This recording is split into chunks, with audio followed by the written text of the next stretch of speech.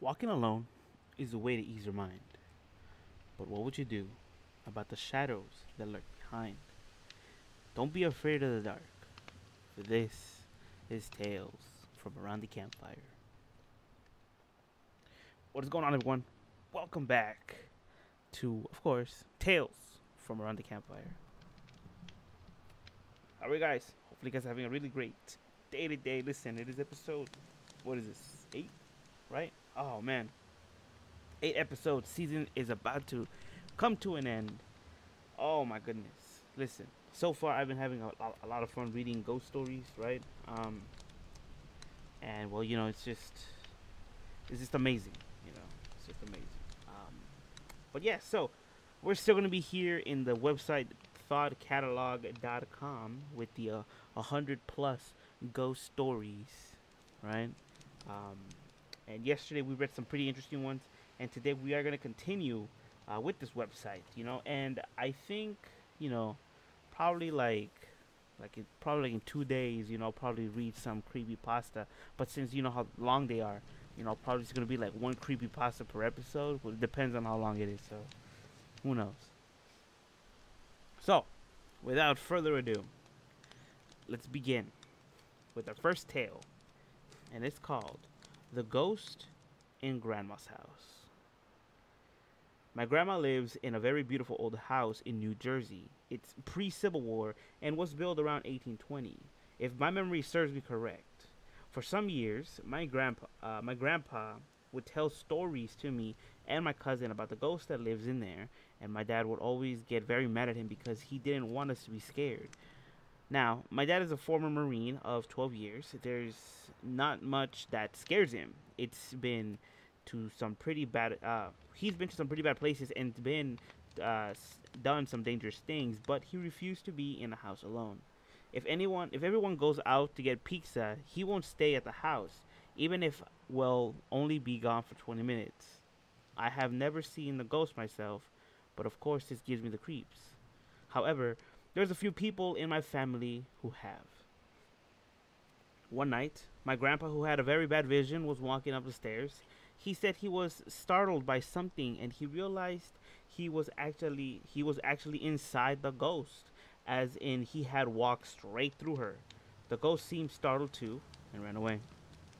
When my cousin was born, my aunt took them over to my grandma's house. My grandma was holding one of them, just a little baby, when the ghost appeared. She said that it was a woman and it was holding a baby. She was convinced that the ghost was trying to tell her, "Look, I also have a baby like you." After my grandpa died, my dad slept in the house with just my grandma there for a few nights. He said he was absolutely positive something weird was going to happen, and he barely slept. I don't really know if he saw anything, but I would have I would have spoke I would have spooked out. I would have been spooked out of my mind. Damn. Sorry about that.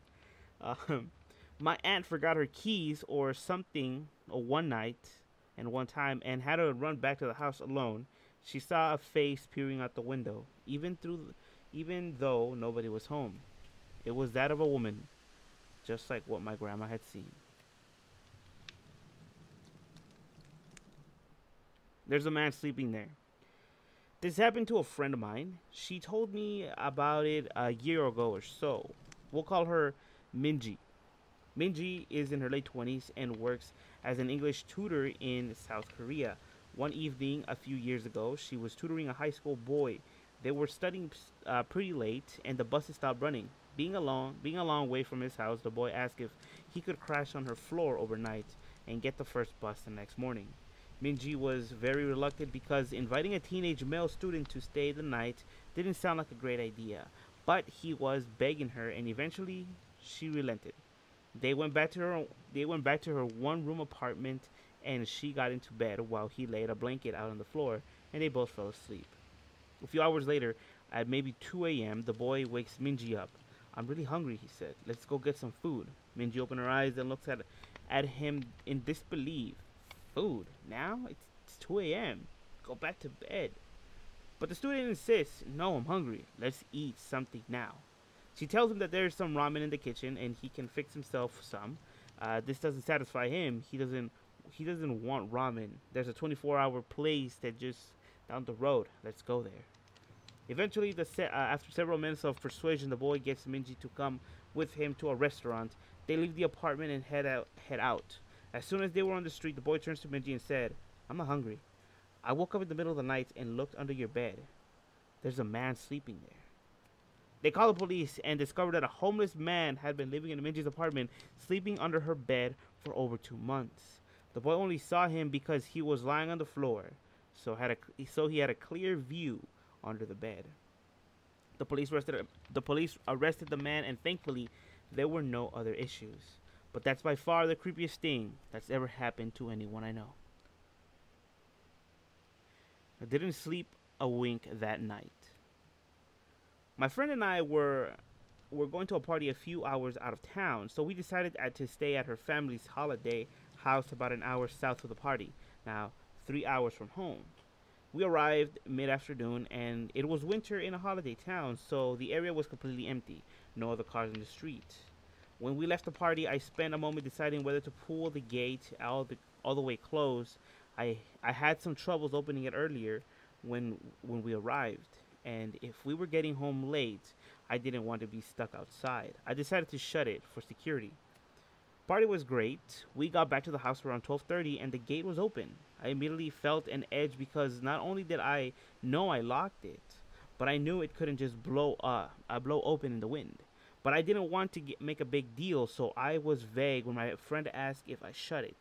We went inside and decided to make a snack. I was wandering through the house when suddenly my friend raced from the kitchen into the hallway and virtually tackled me to the ground. She was convinced she heard someone walking around outside. We tried to calm ourselves down, but we had no cell phone reception and there was no one else around. Over the next hour and a half or so, as we sat in the hallway paralyzed with fear, we heard footsteps outside and the back door being jimmied. We decided we decided we had to leave. So we gathered everything up and got ready to make a break for the car. Just as we were at the front door ready to leave, there was a huge bang in the backyard, and suddenly what sounded like hundreds of birds started screaming. We legged it to the car, ended up starting it with all our stuff still in our laps. We hadn't bothered even to put it in the back seat. As we reversed the driveway, we saw somebody running up the side of the house towards us. Sped the entire way home, and even once we got into my place, didn't sleep all that night. Music at Myrtle's Plantation. When I was in 8th grade, I went on a school trip that was called the Louisiana Tour. It was mostly going around to significant sites in South Louisiana. One of the places we went was Myrtle's Plantation, which is considered to be one of the most haunted places in the country. There were all kinds of stories about the place, but at one point we were standing in the room as a part of a large group, and the tour guide was talking about something. I don't really remember what it was. As I'm standing there, I started to hear what sounds like someone hitting a piano key. After I heard it a couple times, I started to look around for the source of the noise. I didn't see a piano, but I kept hearing it, so I asked my friend who was standing near me if they heard it. They said no. When I heard it again, I said there it is again, and they must have heard it. They thought I was crazy. So I went back to looking around the room. Everyone's eyes were on the tour guide except for one woman. She caught my eye and pointed at me, and then at her ear with a questioning look. I realized she was asking if I heard it too, and I nodded. At that point, the tour guide starts telling a story about a soldier who had died there, and he played the piano, and multiple guests had reported hearing him play it in the night. I honestly didn't know what to think. I guess I still don't. I talked to the woman as we were all leaving the room, and she said she had heard the exact same thing as me, but her husband and son had not heard it. Something in the dresser. When I was young, I had an imaginary friend who lived in a massive antique dresser.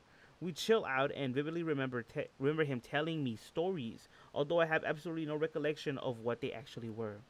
I remember one day talking to my parents about it. Dad traveled quite a bit, so he wasn't up to date with what I was into. And when I started telling him about the dresser buddy, he wanted to know his name. It was something innocent like Peter or Patrick, but I can still see him going white, and I can still see him going white in the face. I drew Patrick or Peter out for him, and the very next day, him and my uncle took out the dresser and burned it. It wasn't until a few years later when I found out my dad's little brother, my uncle, also had the same friend with the same name who lived in the same antique dresser. After a few months of the typical imaginary friend crap, my uncle started having night terrors and couldn't sleep because of Peter or Patrick. It got so bad that they had to move him out of the room before he managed to get back to normal. The dresser was an old dark wood ugly thing. It was, as far as we knew, it belonged to my great grandfather who had always been into some weird stuff if family history is to be believed. Dad never talked about it. Dad never talked about what was actually in the dresser and was the only one who believed his brother when they were kids. Their parents didn't really care about the okay wait. The parents didn't really care because they thought they were kids and just being kids and who honestly believed in spooky stories back then. Most most have been a shock that 30 years later his own son started having the same friend. My uncle's night terrors ended when they moved him to another room. The bedroom he was in with the dresser was converted into a little sitting room since it had some nice views. It remained relatively unlived in until Dad moved our family into that home and that room became mine.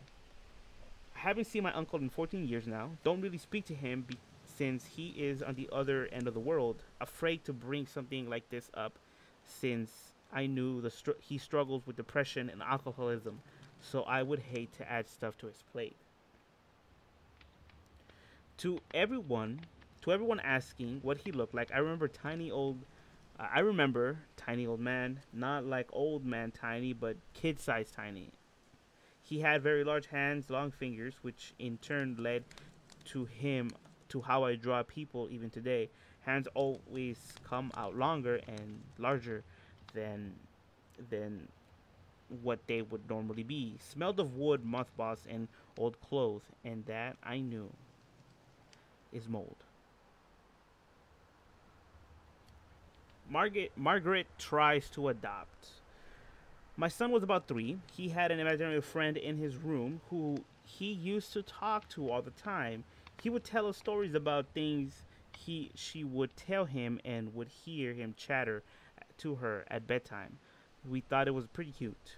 After a few months, my son said he wasn't friends with her anymore. We figured he was over his phase of seeing her, so we're surprised to hear him still talking to her at night when he started not wanting to go to bed and having really bad dreams. At some point, we ended up asking a lot of questions about her.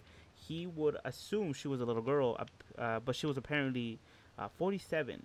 She lived in the wall, and he stopped being friends with her because she wanted him to call her mommy. Ooh. Her name was something like Margaret. She wanted him to come and live in the wall with her. He had told her he didn't want to talk to her anymore and she wouldn't go away. We eventually moved the house and he stopped talking about her. Funny thing is, when I was pregnant with him, living in the same house, I used to have dreams about a lady sitting in a dining table in our bedroom, except it was obviously a different era, and the room was not a bedroom at the time. The lady used to knit and make me listen to her giving me parenting advice, while her two 20-ish-year-old sons sat on the table quietly. Jim reaches out. About a couple weeks after I was born, my dad's best friend Jim died. They were really close, and one of the last things he wanted was to hold little me before he passed. His wish was filled, and some short time after that, he was gone. Fast forward 7 years, I am now a happy 7-year-old with a 5-year-old brother and recently born sister. One day, the phone rings, and my mom, and with my mom out and dad in the washroom, I thought it was going to going to be ignored as we kids are still too young to answer the phone.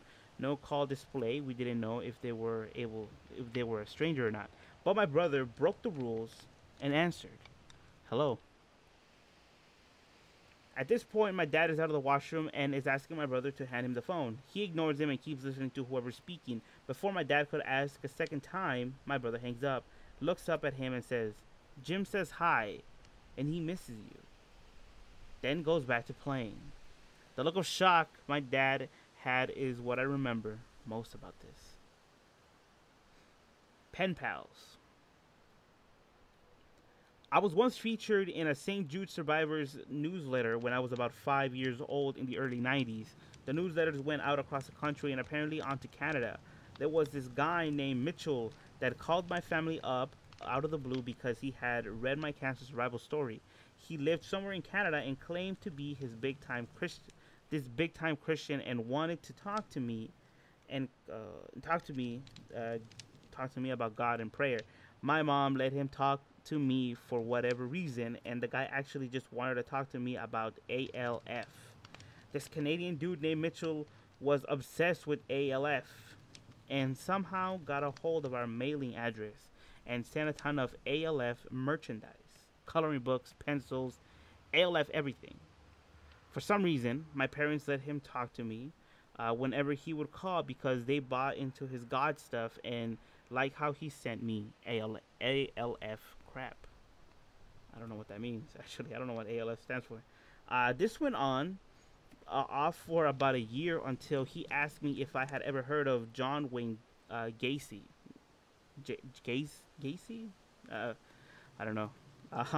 He told me who he was and that he had escaped him when Gacy tried kidnapping him when he was a kid. He told me I should tell my parents they shouldn't trust strangers because you never know who you could really be talking to.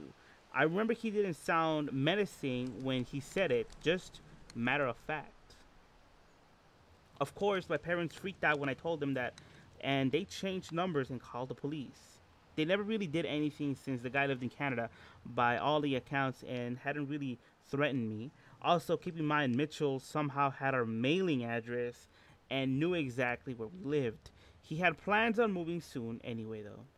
Fast forward 10 years to about 2001, we lived in a new house, a new state, everything unlisted. I'm now 15. What did we get in the mail? You guessed it, an ALF coloring book. I still don't know what ALF stands for. If you guys can tell me, please let me know, because ALF, oof. Johnny says goodbye. Hard to say what qualifies as creepy. It could maybe be seen as a heartwarming. I don't know. My mother swears this is a true story, and frankly, I don't see why she would lie about it. My mom had 3 kids. There's me, the youngest, and my older brother. But before either of us were born, there was Jonathan.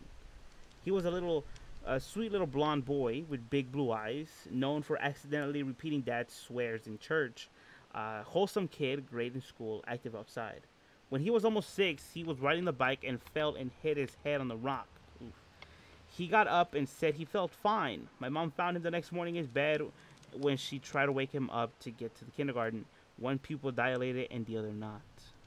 She got him airlifted to the nearest hospital. During this time, Jonathan's best friend Nick was sitting at the breakfast table eating cereal. Nick suddenly gets up from the table and goes to the door. When his mom asks him, "What's up?" Nick says that Johnny was calling him. You see, Nick and Johnny lived in separate blocks, but they weren't allowed to cross the street without a parent yet because they were still fairly young. But they lived close enough to call to one another to come out to talk at their respective street corners. So Nick goes out to the street corner while his mother receives a call from mine that Johnny was just declared dead in the hospital. Idle brain aneurysm that was triggered by the fall. Nick's mom can hardly handle this news and is now wondering where her son went. But Nick comes back a few minutes later and says that he heard Johnny calling him, but he wasn't at the street corner when he looked. Then sits down and continues eating cereal. When his mom asked Nick what was Johnny saying, Nick says he came to say goodbye. My mom told me this story and when I was young, but it stuck with me. I wish I could have met him, but truthfully, I wouldn't be here to type the story to all you random strangers if he hadn't died. My mother only wanted 2 kids. I'm thankful for the chance I was given to live and feel like he died for me sometimes. I'm not religious, but I do feel spiritual when I think of Johnny. The cat lady. Weird one that happened to my sister a couple years ago. Background info: she and her now husband are house sitting for her brother-in-law's uncle. The uncle is old and starting to lose it. He rents out a basement suite, and a nice lady lives downstairs. She cleans the house when she is there, but he wanted my brother-in-law to come check things out on things and fed his old cat once in a while. Okay, so first day they go to the house and they get in but can't find the cat. To make sure it's okay, my sister calls out the cat's name, and no, they like to hide when they are dying. So they're all worried and looking everywhere for the cat. Oh, okay. All right. Let's keep going. In our rooms, under the bedroom and everything, even check with the lady downstairs. She hasn't seen it. So my sister opens up the closet and spare's bedroom and is looking around stuff on the floor. Moves a couple things and sees a set of feet in the ground of the closet and clothes blocking anything above the feet. Okay, the feet have nicely painted toenails and look human, but she's assuming it's a doll or something. Okay, they look in a few more places, and all of a sudden the cat is in the middle of the living room, just hanging out. So they lock the deadbolt and leave. What? Sister and her boyfriend got out for dinner. Okay, you know what? I am getting confused with this story. Turns out she was friends with the basement tenant. When she became homeless, the friend let her stay with her until she found out she was addicted to crack. Started leaving drugs around the house, and had shady people coming into the house. So she kicked her out. Somehow, she got a key to upstairs and had been staying there while the uncle was gone. Police were called. Okay, all right. So, to give out a brief synopsis of what happened in this story, I guess the downstairs lady knew a certain somebody, and she said that she could stay in, but she was a drug addict. So she kicked her out, and somehow she got a hold of the uncle's main key. Okay, and she has been living there, and people have been coming in and out of the house. That's bad, man. Come on. If you're renting a place, if you yeah, if you're renting like a room in a house, come on, man. Be respectful, dude. Come on, please. That is messed up, bro. Okay. Anyways, let me take this time by saying, thank you guys for coming. I almost dropped my tablet. Thank you guys for coming. I really do appreciate it. Episode 8 is coming out to be great. And it rhymed accidentally, actually. Yes, I am having a lot of fun reading these stories. Sometimes they don't make sense like the last one, but that you just have to read the last paragraph and it'll make total sense. But yes, hopefully you guys are enjoying it. I am not the best storyteller because I like to read kind of fast, and sometimes my words get bumbly. But we can all overcome that if we practice more and more. So I really want to thank you guys, and also want to say that if you guys are playing with your phones while driving, you can stop that now. It's not cool. All right, it's not some type of like a what are those, like a pretty contest or a Miss Universe contest. Oh look, I can look away from the road and not pay attention while driving. That is not right. All right. Don't play with your phones. Don't do anything else other than drive while you're driving. That makes sort of sense, right? Just give your phone to your mums, your dads, or cousins, uncles, Whoever's in the car, be like, hey, you know what? If a call comes through, let me know. Put it on speaker or something. I don't know. Just focus. All right. Both hands on the steering wheel. If you have a manual, I understand because you have to switch gears and stuff like that. But other than that, you have no excuse but to be safe on the road. So please put your phones away. I don't want to be reading ghost stories about how Timothy over here was listening to Mystery Gaming Inc.'s storytelling, and all of a sudden he went flying off a cliff. I don't know. Don't do that, okay? Jeez. A Ted Bundy encounter. It was near Halloween time when my friends and I were telling ghost stories. My friend said she was going to tell me a story about her parents' first date. She said that she didn't like telling the story since it was actually true, but we pruded her on. To cut to the chase, the parents had spent a nice, if awkward, first date, and around the time that they would have said goodnight, the man in the situation, my friend's dad, suggested they go for a midnight hike in Provo Canyon. That's okay. He apparently knew the place since he had done a fair amount of rock climbing in the area, so the two drove to the mouth of the canyon, and got out of the car and started hiking under just the light of the stars, since it was a new moon. At some point, my friend's dad started getting a bad feeling, since the path ahead, which would pass under some trees, would be so dark, and because it was getting to be quite late, he ignores the feeling and presses on. And later, retelling of the story, my friend's mom would say that she had felt the same feeling at what was probably the same time. At the same time, though she didn't know the trail like he did. A minute later, the feeling came back to my friend's dad. He ignored it again and started walking a bit out of the way into the trees. When his foot hit something soft in the middle of the path under the tree, it was so dark to see just what this soft thing was, and the feeling came back stronger than ever. Instead of finding out what his foot had bumped into, he and my friend's mom both agreed to hightail it out of there. Years later, after being married for some time, they were watching an interview with the serial killer, Ted Bundy. Oof. In response to a question asking him to describe the time that he felt the closest to being caught, he explained about the night that he lured a girl into Provo Canyon and had just killed her. When he heard someone coming up the trail, he explained how he hid in the trees just in time, only to watch some guy walking right into the body, and for some reason, just turned around and walked away.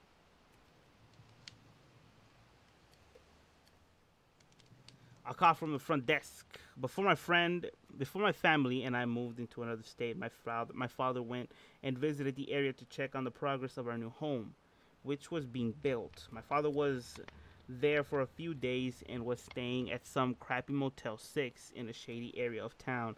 His room was the last room at the end of the hallway on the top floor. In the middle of the night, on the last night he was in town, he is awoken by the phone ringing in his room.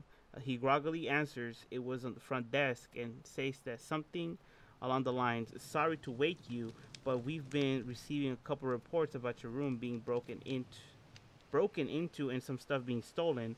We were calling to make sure you locked the door and are safe." My father replies that he is fine and hangs up. He decides to double check that he locked the door and sits up in bed. He notices the door in his room is ajar. Being spooked, he casually checks the room and finds that nothing is missing and no one else is in the room. He creeps out the door and peeks out. Sitting right outside his room on the window sill of the hallway window is a shaving kit. Ooh. Creeped out of his mind, he quickly grabs it and locks the door. After he calms down a bit, he calls down the front desk and says, "Hey, you just called me about the break-ins around the hotel, and I just want to report that my room was broken into when I was sleeping. Nothing's stolen and I'm fine. Figured you would know. Would you like to know?" The front desk replies, "You must be mistaken. We never called your room, and we haven't received any reports of a break-in." A little boy sees the light. My wife's mother passed away in 2003 of cancer. After the funeral, family and friends gathered at her house for a final celebration of her life. The gathering went late into the evening. My son, 3 at the time, needed to go to bed at that point. I walked him up the stairs to where he could be sleeping. The room that my mother-in-law passed away was upstairs and straight down the hallway as you reached the top of the landing. My son and I walked up the stairs together with me holding his hand. As we nearly reached the top of the stairs, my son stopped and wouldn't move. At that point, which he could just see down the hallway, he was staring straight down the hall. I looked at him and then down the hall and in an open door to a completely dark room. He just stared and would not move any further. I asked him, "Buddy, are you okay?" His response was, "Daddy, the light. The light scares me." I looked again down the hallway where he was staring into the darkness. "Buddy, you see a light." "Yes, Daddy, it scares me." I promptly picked them up and went back downstairs. To this day, the hairs still stand on the back of my neck when I think about it. Tanya. When I was a kid, we would frequently get calls from a woman named Tanya. Didn't seem like a big deal. She had the same last name as us, though it's quite common one around here. When we moved across the city and the phone book stopped being the go-to for finding people's numbers, the call from Tanya gradually stopped. Those days seemed to have ended, and we carried on forgetting the mysterious Tanya.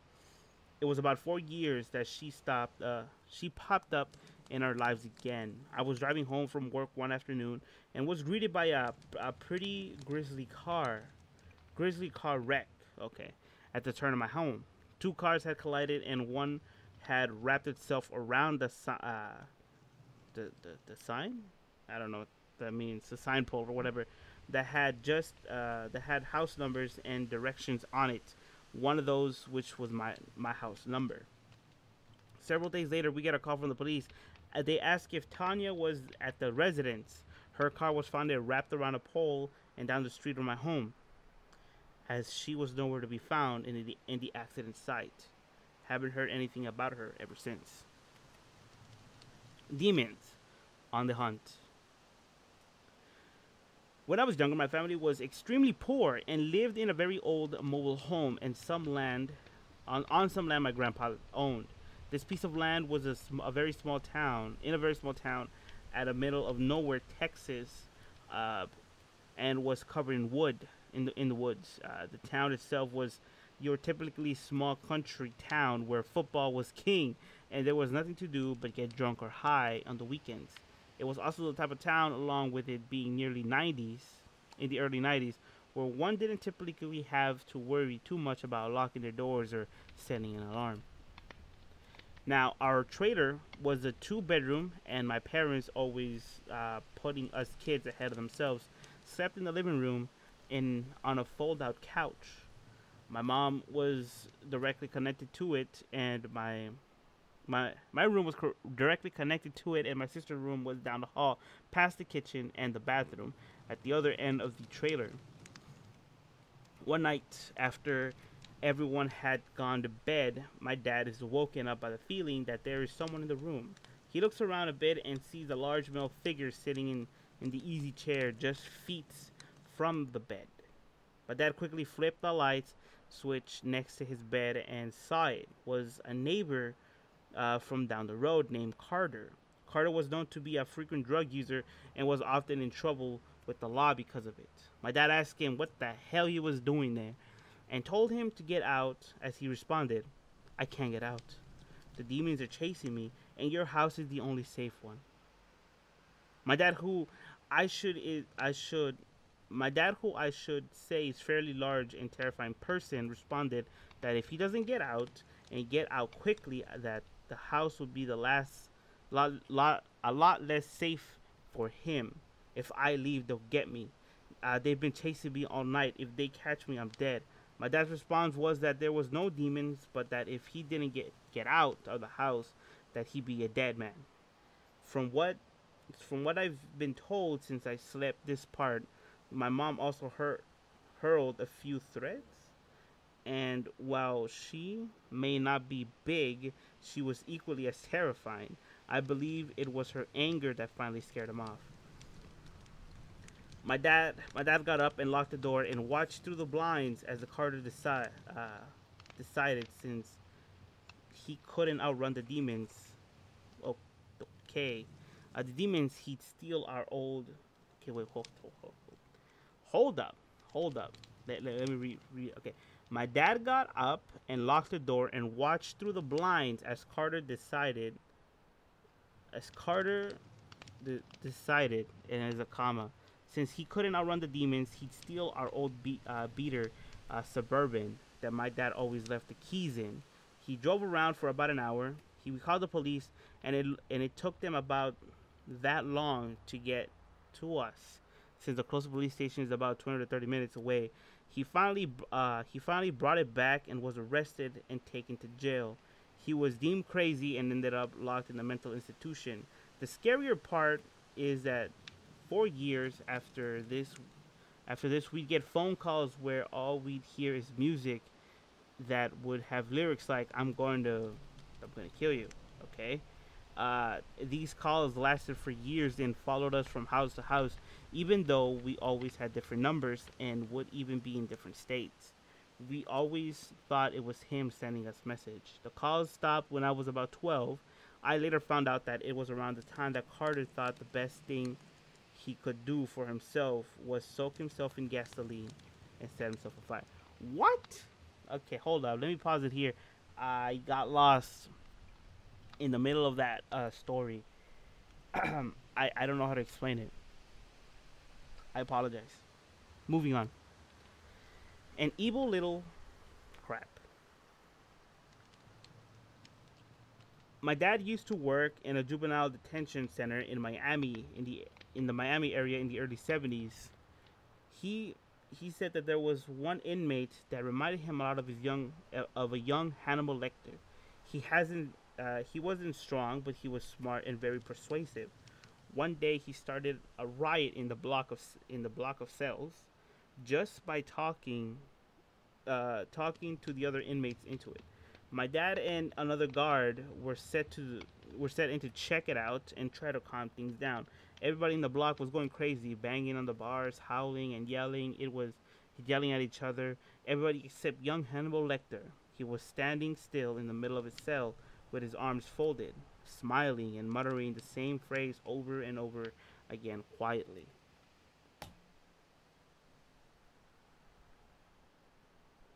My dad tried to focus on what he was saying, and after a couple seconds, he understood. The inmate was reciting my dad's home phone number.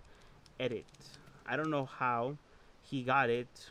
Maybe he bribed another guard into getting it for him, or he saw it written in some of the forms on his way between rooms, or something like that. The guy never called my dad. In fact, he never really got any strange calls ever. But the level of determination this inmate must have had, all just to freak my dad out, was simply impressive. This one's called The Object of a Ghost Affection. If I get lost in the middle of the story, I'm not reading it. This happened about 2 years ago to me, but it was pretty unsettling. I'll start by saying I used to have a shop in an over 100-year-old building that was split up into 3 different storefronts. I had one shop. My best friend had another, and then the third was rented by another girl. One day, I'm in the shop when the phone rings. A man is in the other line asking me for something or other and is being really spacey. I am trying to talk to him, but there are long pauses before his answer, and he's just being a little odd. Finally, I ask him something, and there is a long pause, and on the other end, long enough to make me ask hello, because I think he has hung up on me. Instead, he replies with, "Oh, I'm sorry, I'm just having a hard time focusing on our conversation because there's a spirit standing next to you that is yelling into the phone, trying to get my attention." At this point, I am intrigued and decided to play along, and said, "Oh, really? What is he saying?" The psychic goes on to make a few broad comments about me and the space I'm in. all of which he could have easily found if he had looked up our website. So I'm not impressed. He says the man has been in the building since the early 1900s and is infatuated with me. Has been following me for years and frequently tagged along with me to my home, my friends' houses, and even places like the grocery store. Okay, that is interesting, but then it gets more so. He tells me the man is very jealous of the guy that I am dating and doesn't like him because we are so close. He then goes on to say that the spirit will hurt the guy I'm seeing when he is doing renovations to the building, which is 100% accurate.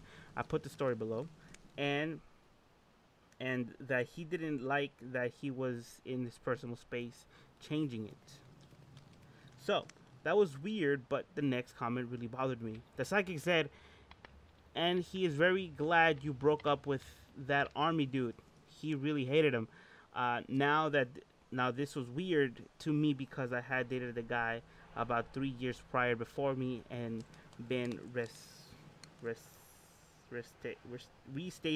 Oh, okay, restationed right after we broke up, and had never set foot in the building, nor had I seen him ever since we broke up. On the time of the phone call, I had only my shop and the building for about 6 months, so I couldn't figure out how this spirit would know him. The guy told me some other stuff, most of which is pretty basic, and then I finally got him off the phone because he started getting weird and just wasn't interested anymore. The whole conversation lasted for about 15 minutes, and I was thoroughly creeped out by this couple of comments and couldn't figure out how he knew so specifically the last two people I had dated. I should add that I don't have any personal social media that someone can search for me, so there wouldn't have been any couple's pictures of me with either person I dated. Then it dawned on me. I had worked for about 6 months for my friend at the shop in the same building for some extra cash after I moved back to the city, which was 4 years prior, and in the time that I had dated broke up with the army guy, which would also explain why the psychic had been following me for years. I no longer have the shop in the building, but still go there every now and then to see my friend. We both agree that the building has some bad vibes, especially at night, and there's a couple more weird things that happened to me while I was at the shop.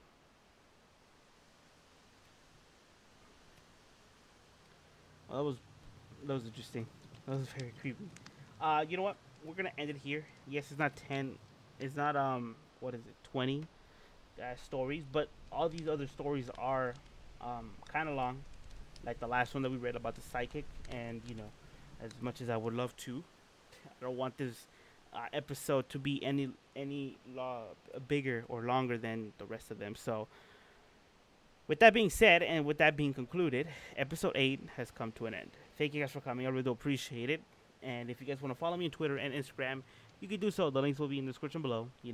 If you have any stories that you guys want me to read, leave them down in the comments, of course. And also, you can also leave them in my Twitter. Just go into the description down below, and you'll have my Twitter right there. Just saying. And Tales from Around the Campfire. I really like that name. Because nothing says a good story like a campfire at night before going to bed, and then next you wake up some animal creeping onto the camp or something. I don't know, but yes, thank you guys for coming. I really appreciate it. And so, when the dust settles in and the moon begins to quell the sun, remember to always look behind you. Until the next one. Peace out, everybody.